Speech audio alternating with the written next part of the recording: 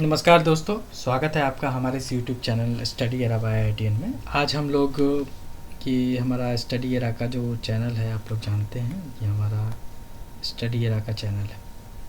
ठीक है, आप लोग इससे वाकिफ़ हैं।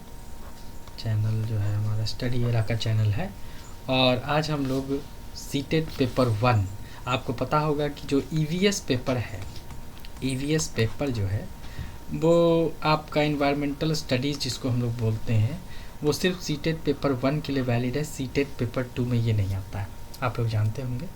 ठीक है, तो आइए हम लोग अभी स्टार्ट करते हैं अपने MCQs को। मैंने MCQs जो रखा हुआ है वो आप लोगों के लिए इस बार मैंने पार्ट 2 ये है और इसमें 20 क्वेश्चन हमने दिया है। आइए हम लोग स्टडी करते हैं इसको। सबसे पहला क्वेश्चन है कि सॉरी सबसे उपयुक्त विकल्प चुनकर निम्नलिखित प्रश्नों के उत्तर दीजिए। यहाँ पे थोड़ा मिस्टेक हो जाता है हिंदी लिखने में। ग्रामीण क्षेत्रों के मकानों के ढांचे वहाँ की जलवायु मौसम की स्थिति संबंधित होते हैं। एक गांव के मकानों के लक्षण नीचे दिए गए हैं। जैसे मकान मजबूत बांस के खंभों पर बने होते हैं। आप जानते हैं कि कहाँ पे ऐसे बने होते हैं, अभी हम लोग बात करेंगे। अंदर से भी मकान लकड़ी से ही बने होते हैं। मकान जमीन से लगभग 3 मीटर से 3.5 मीटर ऊंचाई पर बने होते हैं। मकानों की छतें ढालू होती है। यदि इस गांव में भारी वर्षा होती है तो यह गांव किस राज्य में होना चाहिए, एक तरह का ये निर्देश दिया गया है। तो ये जो गांव है ये किस तरह, इंग्लिश में भी मैंने जहाँ तक संभव हो पाया है, इंग्लिश में भी मैंने क्वेश्चन को कन्वर्ट करने का प्रयास किया ताकि इंग्लिश वाले लोग भी इसको पढ़ सकेंगे। तो ऐसे जो है वो कहाँ पे पाए जाते हैं, कहाँ पे ये घर होते हैं। तो उत्तर प्रदेश में तो आप जानते हैं किस तरह के घर नहीं होते हैं। सेकंड बी ऑप्शन राजस्थान है। राजस्थान मरुस्थलीय है, यहाँ पे ज़्यादा गर्मी पड़ती है। इस तरह के यहाँ भी नहीं, बिहार में भी नहीं है। एक आसाम, यहाँ पर जो आसाम में ये इस तरह के घर पाए जाते हैं जो 3-3.5 फीट ऊपर।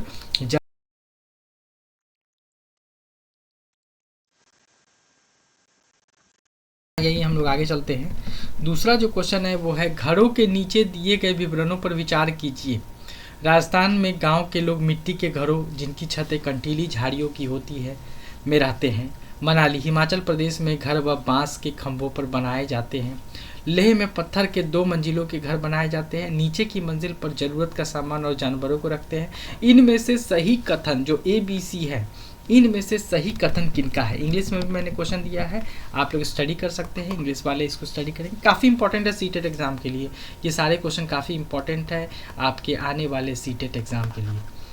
द करेक्ट ऑप्शन स्टेटमेंट कौन कौन से है, A एंड B होगा या B and C, A and C या ओनली C। तो हमारा इसमें जो आंसर होगा वो हमारा C हमारा करेक्ट होगा।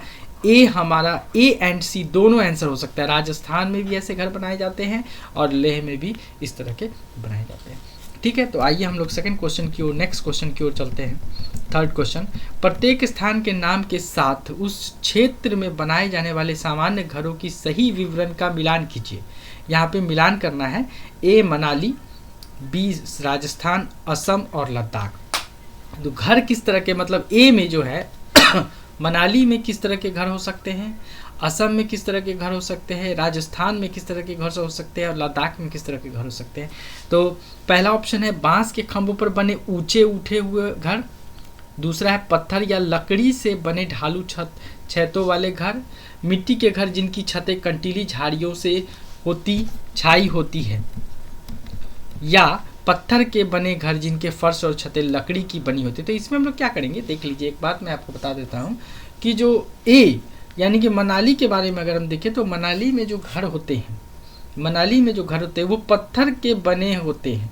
पत्थर के बने घर होते हैं जिनके फर्श और छतें लकड़ी की बनी होती है।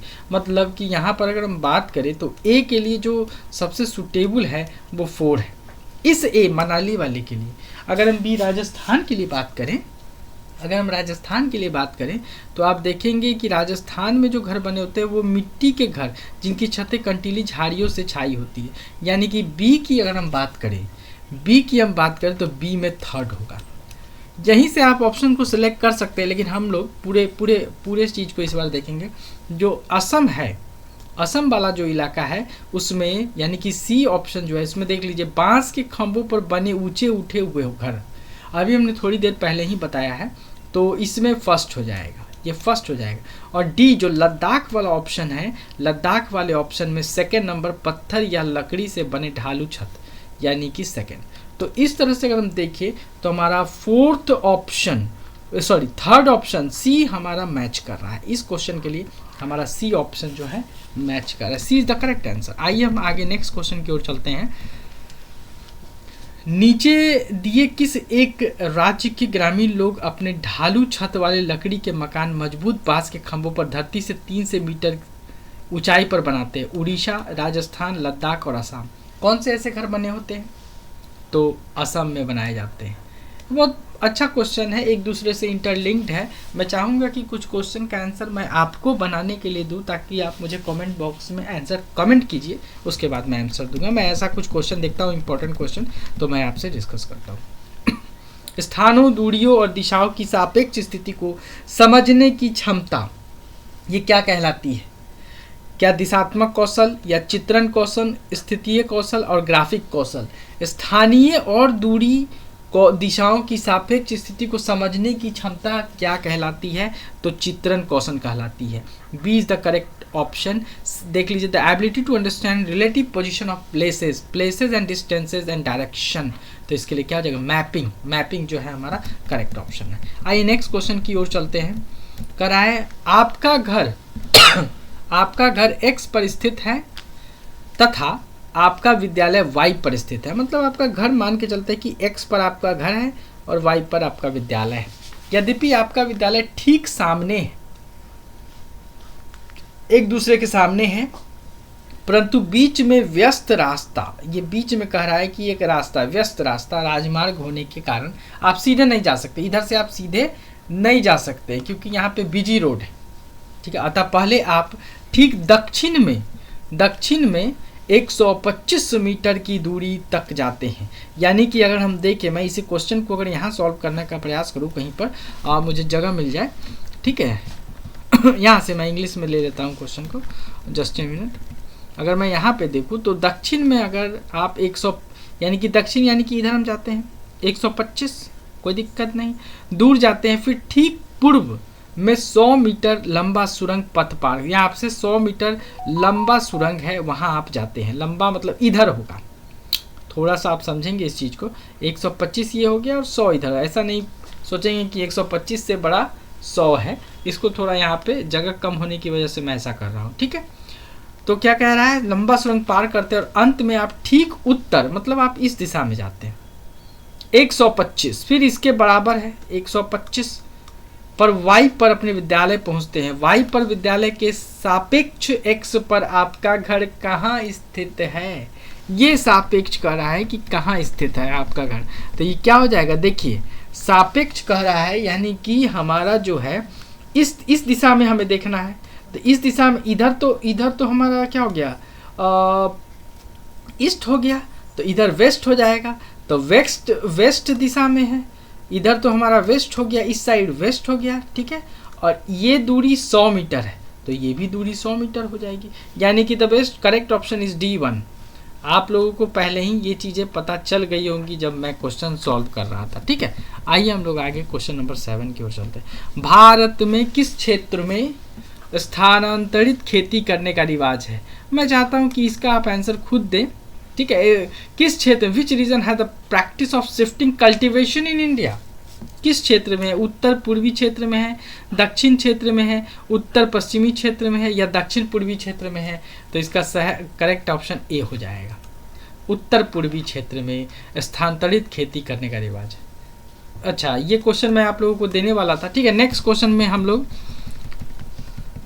मैं आपको दूंगा। निम्नलिखित में से कौन अंतर्राष्ट्रीय ख्याति प्राप्त वेट लिफ्टर है? बहुत ही अच्छा क्वेश्चन है, इसको आप लोग बनाएंगे, ठीक है। Which one of the following is a weight lifter of international fame? Sunita Williams, आप सुनीता विलियम्स को तो जानते ही हैं, वो तो वेट लिफ्टर है नहीं। बछेंद्री पाल, बचेंद्री पाल या सूर्यमणि या कर्णमलेश्वरी। तो किस पर है आप इसको देखेंगे और मुझे कमेंट सेक्शन में ज़रूर कमेंट करेंगे, क्योंकि आपका भी रिवीजन होना जरूरी है। मैं उसके बाद आंसर बताऊंगा। क्वेश्चन नंबर 9 है, सही सबसे उपयुक्त विकल्प का चयन करके निम्नलिखित प्रश्नों के उत्तर दीजिए। पर्यावरण विज्ञान में विषय के बजाय थीम का प्रस्ताव क्यों किया जाता है? बहुत ही इंपॉर्टेंट क्वेश्चन है। इस क्वेश्चन को भी आप खुद से सॉल्व करेंगे। क्वेश्चन नंबर 8 और 9 भी आप सॉल्व करेंगे। बहुत ही इंपॉर्टेंट क्वेश्चन। क्वेश्चन नंबर 10 की अगर हम बात करें तो निम्नलिखित प्रश्न के उत्तर के लिए सही सबसे उपयुक्त विकल्प का चुनाव कीजिए। सीसीई शिक्षक किसके आधार पर एक शिक्षार्थी का मूल्यांकन करने की अनुमति देता है? बच्चे का पर्यावरण शिक्षा, बच्चे का समग्र विकास, बच्चे का शैक्षणिक विकास और बच्चे का पाठ्येतर विकास। इसको भी आप लोग एज ए होमवर्क करेंगे, ठीक है। कुछ क्वेश्चन मैं आपको एज ए प्रैक्टिस के लिए दे देता हूँ। निम्नलिखित प्रश्नों के सही सबसे उपयुक्त विकल्प का चयन करके दीजिए। रयान विभिन्न जानवरों के प्राकृतिक आभासों के बारे में सिखाने के लिए चिड़ियाघर का दौरा करने के लिए अपनी कक्षा ले रहे हैं। निम्नलिखित में से कौन सा निर्देश विद्यार्थी को चिड़ियाघर का पता लगाने में मदद नहीं करेगा?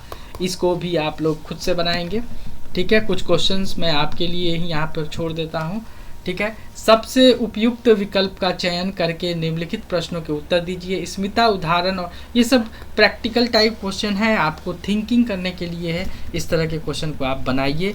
तो मैंने 8 to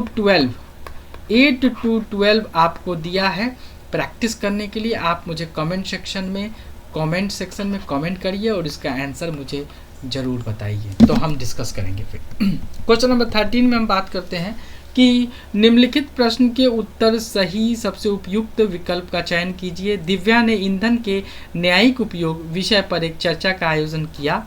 उसने छात्रों के समूह बनाने और उनके बीच विषयों पर चर्चा करने और चर्चा से मुख्य निष्कर्ष लिखने के लिए कहा। एक समूह बनाया और एक निष्कर्ष लिखने के लिए कहा, बताया, डिस्कस किया, निष्कर्ष लिखने के लिए कहा। निम्नलिखित में से दृष्टिकोण का उपयोग किया जाता है। कौन से दृष्टिकोण का उपयोग किया जाता है? वैचारिक दृष्टिकोण, गतिविधि दृष्टिकोण, प्रक्रिया दृष्टिकोण या संकलित दृष्टिकोण। तो आप समझ सकते हैं कि गतिविधि, इसमें गतिविधि कराकर बच्चे लोगों को पढ़ाने का प्रयास किया जा रहा है। क्वेश्चन नंबर 14 क्या कह रहा है? निम्नलिखित प्रश्नों के उत्तर सबसे उपयुक्त विकल्प का चयन करके दीजिए। हेमा अपने शिक्षार्थियों को टेलीग्राफ कार्यालयों में जाने के लिए क्यों प्रोत्साहित करती है? शिक्षार्थियों को, यह शिक्षार्थियों को आत्मनिर्भर बनाने में मदद करेगा, यह शिक्षार्थियों को विभिन्न चीज़ों को देखने में मदद करेगा, यह शिक्षार्थियों को संचार की प्रक्रिया को समझने में मदद करेगा, यह शिक्षार्थियों को वास्तविक दुनिया से जुड़ने में मदद करेगा। तो कौन सा है? तो सी हमारा करेक्ट ऑप्शन हो जाएगा कि शिक्षार्थियों को संचार की प्रक्रिया को समझने में मदद करेगा, क्योंकि यहाँ पे टेलीग्राफ से संबंधित है, टेलीग्राफ से संबंधित है। क्वेश्चन नंबर 15 में आ जाते हैं। सही सबसे उपयुक्त विकल्प का चयन करके निम्नलिखित प्रश्नों के उत्तर दीजिए। एडगर डेल ने अप्रत्यक्षता से प्रत्यक्षता की निरंतरता के आधार पर सीखने के अनुभवों को व्यवस्थित किया, जिसका मूर्त से अमूर्त की निरंतरता के साथ सहसंबंध है। उन्होंने किससे क्या कहा? तो किसके बारे में कहा है? यहाँ पर थोड़ा सा मिस्टेक है। उन्होंने इसे डैश कहा है, यहाँ पे ने और इसे में, ठीक है, समझेंगे इसे। तो अधिगम चक्र कहा है, गतिविधि लोप कहा है, खुशी का वर्ग का अनुभव। तो यहाँ पे अनुभव शंकु कहा है। क्या कहा है? अनुभव शंकु कहा है। काफ़ी इंपॉर्टेंट क्वेश्चन है ये सभी क्वेश्चन आपके लिए, जिन्होंने सीटेट की कंप्लीट प्रिपरेशन कर ली है उनके लिए काफ़ी इंपॉर्टेंट ये सेशन है। निम्नलिखित प्रश्न के उत्तर के लिए सही सबसे उपयुक्त विकल्प का चयन कीजिए। एक शिक्षक के रूप में आप किस शिक्षण और अधिगम सामग्री का उपयोग श्रवण बाधा के कारण कठिनाइयों का सामना कर रहे बच्चों की सहायता के लिए करेंगे? मूर्त सहायता, दृश्य सहायता, श्रव्य सहायता, श्रव्य दृश्य सहायता। किसके लिए करेंगे? तो दृश्य सहायता के लिए करेंगे। B is the correct option. आगे हम चलते हैं, क्वेश्चन नंबर 17 की ओर चलते हैं। इस सेशन में मैंने 20 क्वेश्चन लिया है, आपको मैंने शुरू में ही बता दिया है। निम्नलिखित प्रश्न के उत्तर के लिए सही सबसे उपयुक्त विकल्प का चयन कीजिए। कक्षा में लैंगिक समानता को बढ़ावा देने के लिए एक शिक्षक क्या कर सकता है? तो लड़कों को गुलाबी रंग का रुमाल लाने के लिए कहे, विभिन्न क्षेत्रों में पुरुषों और महिलाओं के फ्लैश कार्ड दिखाए, लड़के और लड़कियों के बीच रस्साकसी का आयोजन, लड़कियों को एक दिन के लिए लड़कों की वर्दी पहनने के लिए कहें। तो कौन सा आंसर यहाँ पे सबसे उपयुक्त है? तो यहाँ पर बी हमारा विभिन्न क्षेत्रों में पुरुषों और महिलाओं के फ्लैश कार्ड दिखाए। फ्लैश कार्ड वो दिखा सकता है अलग अलग क्षेत्रों में कि महिलाएं क्या कर सकती हैं, पुरुष क्या कर सकते हैं, उसी को बोल रहा है। निम्नलिखित प्रश्न, क्वेश्चन नंबर 18 पे आ जाते हैं। निम्नलिखित प्रश्नों के उत्तर सही सबसे उपयुक्त विकल्प का चयन करके दीजिए। श्रेया एक पर्यावरण विज्ञान ईवीएस शिक्षिका है। पूरे विश्व में जल की कमी और हम जल की बचत कैसे कर सकते हैं, जल के बारे में बता रही है। श्रेया नाम की एक शिक्षिका है, इसके बारे में पढ़ा रही है। कक्षा में सम्मिलित विषय है हमारे आसपास जल, चीज़ें जो हम बनाते हैं और जो हम करते हैं, समुद्री जीवन, जल। तो इसमें से सबसे उपयुक्त क्या लग रहा है? यहाँ पे सबसे उपयुक्त यहाँ पे हमारा जो है सबसे उपयुक्त हमारा जल है। D is the correct option. Question number 19 में हम लोग चलते हैं। सही सबसे उपयुक्त विकल्प का चयन करके निम्नलिखित प्रश्नों के उत्तर दीजिए। योगात्मक मूल्यांकन की बात हो रही है यहाँ पे के संबंध में निम्नलिखित में से कौन सा विकल्प सही है? इसका उद्देश्य अधिगम का आंकलन करने के लिए है। इसका उद्देश्य विद्यार्थियों को अंत में यह दिखाने के लिए कि उन्होंने क्या सीखा क्या नहीं सीखा। यह विद्यार्थियों के मूल्यांकन का एक पारंपरिक तरीका है। और डी जो ऑप्शन है वो यहाँ पे दिया हुआ है, यह पाठ्येतर गतिविधि पर आधारित अधिक ध्यान केंद्रित करता है। तो ये जो ऑप्शन होगा डी ही आपका होगा, यह पाठ्येतर गतिविधि पर अधिक केंद्रित करता है। ये हमारा डी हमारा करेक्ट ऑप्शन है। आइए हम लोग अपने अंतिम प्रश्न की ओर चलते हैं जो इस सेशन का लास्ट क्वेश्चन है। निम्नलिखित प्रश्न के उत्तर के लिए सही सबसे उपयुक्त विकल्प का चयन कीजिए। एक शिक्षक के रूप में निम्नलिखित में से कौन सा साधन उपकरण एक छात्र के रचनात्मक मूल्यांकन में आपके लिए सहायक नहीं होगा? रचनात्मक मूल्यांकन के लिए कह रहा है, लेकिन एक बात ध्यान रखेंगे, यहाँ नहीं भी कह रहा है तो क्या समूह चर्चा, टर्म टेस्ट, अवधि परीक्षण, प्रश्नोत्तरी कार्य, इसमें से सबसे जो महत्वपूर्ण है वो आपका बी हमारा करेक्ट ऑप्शन है। ठीक है, तो हमने यहाँ पर एक ईवीएस का टेस्ट सीरीज MCQs कंप्लीट किया है। आज के लिए इतना ही। हम लोग फिर अपने नेक्स्ट सेशन में आपसे मिलेंगे और आगे की ओर बढ़ेंगे। अभी मैं ईवीएस पर ही लाऊंगा या सीटेट पे भी, पेडागोजी पे भी ला सकता हूँ। हमारे साथ बनने के लिए थैंक यू वेरी मच। अगले सेशन में फिर हम मिलेंगे।